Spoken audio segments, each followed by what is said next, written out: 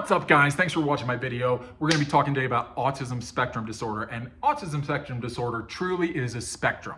There are basically 3 different tiers or levels of severity that you can have with autism spectrum disorder, and they relate to the amount of disruption that it's going to cause in your life. The first tier is you're going to have troubles with organization, planning, you're going to have noticeable impairments, you're going to have a lot of trouble making friends, and the term they use for this tier is atypical.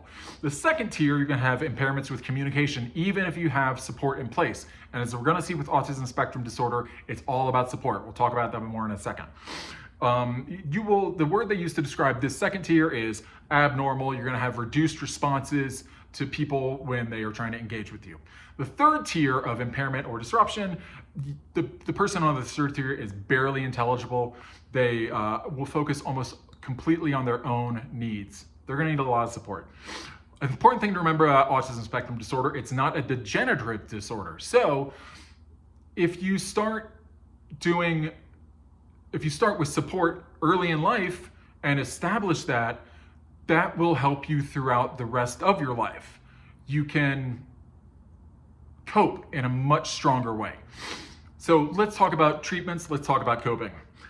Vocational rehabilitation services are very, very helpful. Get people back in the workforce, get them in a better quality of life, better psychological state. Great idea.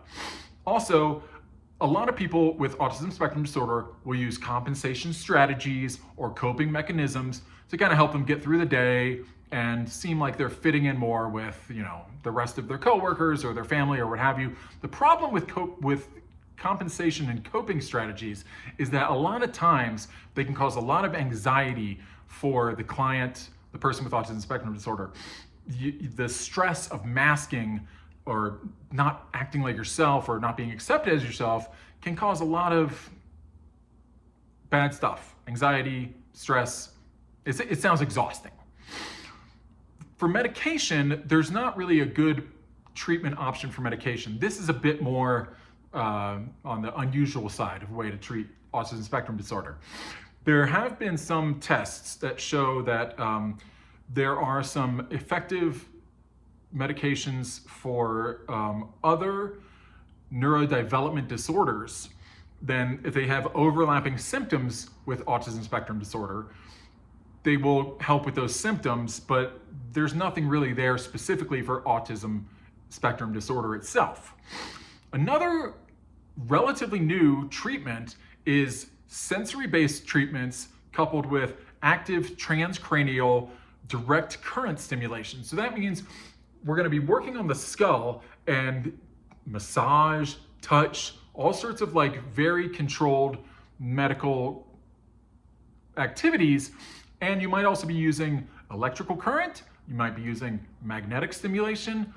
The results in these studies are pretty promising, actually. We've seen significant reductions in autism severity and the behavioral difficulties as compared with placebo studies. But be careful what you're looking for out there on the internet. There's a lot of unsavory, unreliable, to say the least, information out there about autism spectrum disorder. It's almost become kind of politicized at this point. If you see something that tells you to drink camel's milk, for example, to help reduce the severity of autism, that's not going to be true. Don't do that. Listen, if you guys want to see my sources, please like and subscribe below. Thanks for watching.